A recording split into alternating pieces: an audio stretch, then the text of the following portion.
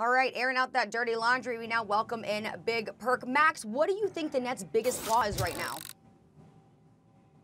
Well, I've said in the past, and I've said until now, it's defense, but I want to take it a level deeper.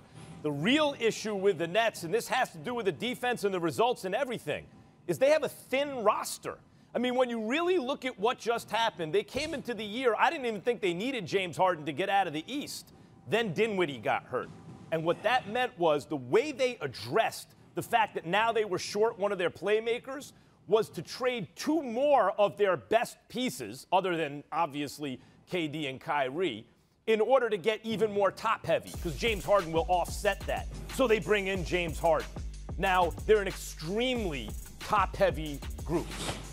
But if they're missing one of their pieces, which they were, KD, last night, they're really short-handed because of the lack of depth on the roster. And what that means, it has, like, defensively, obviously they have work to do. But what the top heaviness of the roster means is you're really relying on those guys to take you there. This is a COVID year. They're not practicing. It's a brand new group. They're relying on the talent of the big three to overcome that, to overcome a lack of depth. And by the way, even defense, that's not just effort, it's communication. Hard to get that together when you're bringing a whole bunch of guys together and you can't practice like a normal season.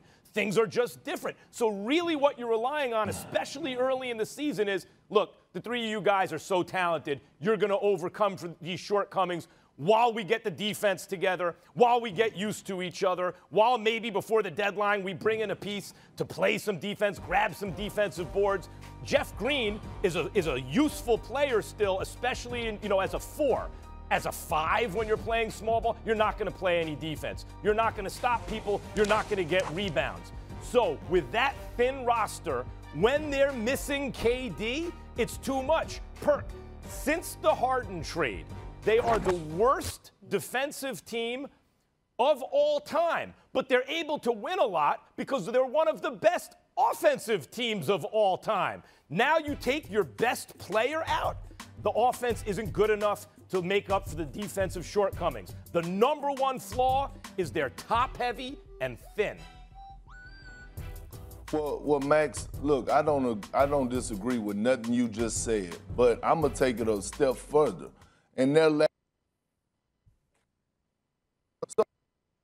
right, they can't stop a nosebleed. Their defense is horrible, but you could put in all the schemes, you could watch all the film. It has to come within. Now, if we were talking about a group of young guys, then it would be a difference. Guys that have won level, guys that have won championships, guys that have won finals MVPs, guys like James Harden, a guy like James Harden who hasn't won a championship, but he's battle-tested. He knows how to get to the finals. He knows what it takes to advance in the postseason. So when I look at it, I'm looking at the lack of accountability and watching the Nets, watching them blow coverage after coverage after coverage, time and time again, shows me that it's a lack of accountability in their locker room. And people are not holding each other accountable. When I was on the Celtics, the first thing that happened is guys bought in defensively. Yeah, you had Ray Allen, Paul Pierce, and Kevin Garnett. You knew you were going to get buckets. But they bought in on the defensive side, and they also allowed Doc Rivers to hold them accountable. You could tell the teams that are well coached and get held accountable. The Utah Jazz, the way that they're flying around, the way that so are you saying Steve Nash is the issue? I'm saying it's a lack of accountability, however you want to paint it. I'm not ducking or hiding. I'm telling you what's going on. When you look at a championship team and you look at these guys blowing defensive coverages and not giving the right effort, that goes to show me that somebody is not holding these guys accountable. Whether it's Steve Nash, whether it's Kevin Durant, Kyrie Irving, James Harden not holding each other accountable, doing film session or doing walkthrough, something is not right. And that's what I'm telling you, Max. We could talk about their defense, and I get it. That defense is horrible. But when you're vets, DeAndre Jordan, Jeff Green, all these veteran guys, it's not rocket science. Like, you could look, you could see what's going on once you see them blowing coverages. Well, Well, one thing I'll say is Steve Nash is a rookie head coach who was not known for his defense, nor did he play on a team that was known for their defense, needless to say.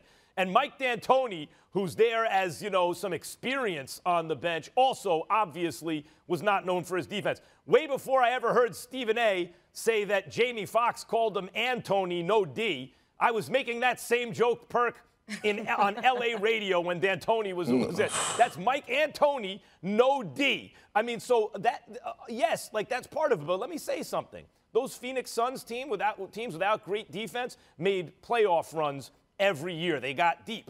And even right now, if you look at, I talk about their offensive efficiency versus their defensive efficiency. Worst ever versus almost best ever, right? But when you split the difference, they're actually in the middle of the pack. When you say, okay, add it all up, what's their point differential? I think it's 0.2 points or something like that, which puts them squarely in the middle, 15th in the NBA. And a team like that, you're expecting to win as much as they lose as much as they win. The difference here is they have 3 guys who can all play hero ball. As much as people say, oh, it's not about hero ball, we all know if you have 3 dudes who can all get their own shots at an historically elite level and hit them from anywhere at an historically elite level, those close games, you're going to win a lot of them. If you have 3 dudes like that's never really happened before on that level, you're going to win a lot of them. But if one of those dudes is missing, Perk, if one of them is missing, a lot of that, especially if it's your best guy, that firepower that you have to rely on, it ain't going to be there. And that's their top-heavy and thin. You mentioned DeAndre Jordan and Jeff Green.